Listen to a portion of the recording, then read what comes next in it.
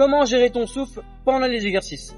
Je t'explique ça dans cette vidéo, mais avant ça, si t'es pas encore abonné à ma chaîne, je t'invite à t'abonner dès maintenant pour suivre tous mes conseils. Le principe est le même pour tous les exercices. La gestion de la respiration, c'est simplement expirer pendant l'effort le plus intense et inspirer pendant l'effort le moins intense. Alors pourquoi je parle d'effort plus intense, d'effort moins intense? Parce que quoi qu'il en soit, peu importe l'exercice, il y aura toujours une partie qui est plus facile que l'autre. Et la partie la plus facile, c'est là où on travaille le moins. Je m'explique. Par exemple, les squats. Dans les squats, on veut travailler surtout les cuisses et les fessiers, grosso modo.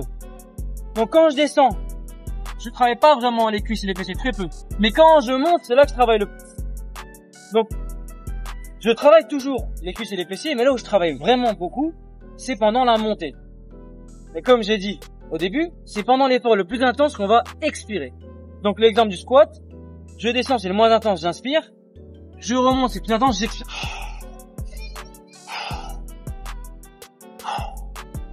Et ce principe, qui a l'air simple, et pas vraiment connu, et pas vraiment maîtrisé, surtout pour les débutants, il est essentiel pour être efficace et pas finir asphyxié.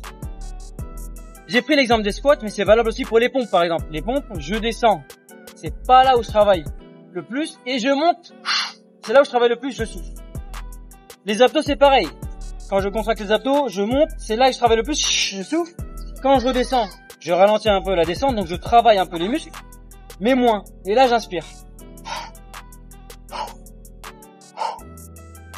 Voilà, donc le principe est pas plus compliqué que ça. Une fois qu'on l'a intégré, il suffit plus qu'à l'appliquer. Voilà, j'espère que cette vidéo t'a plu et que tu as appris quelque chose. Si c'est le cas, mets un j'aime, abonne-toi si c'est pas encore fait, dis en commentaire ce que tu en penses, et puis je te dis à très bientôt pour la prochaine vidéo.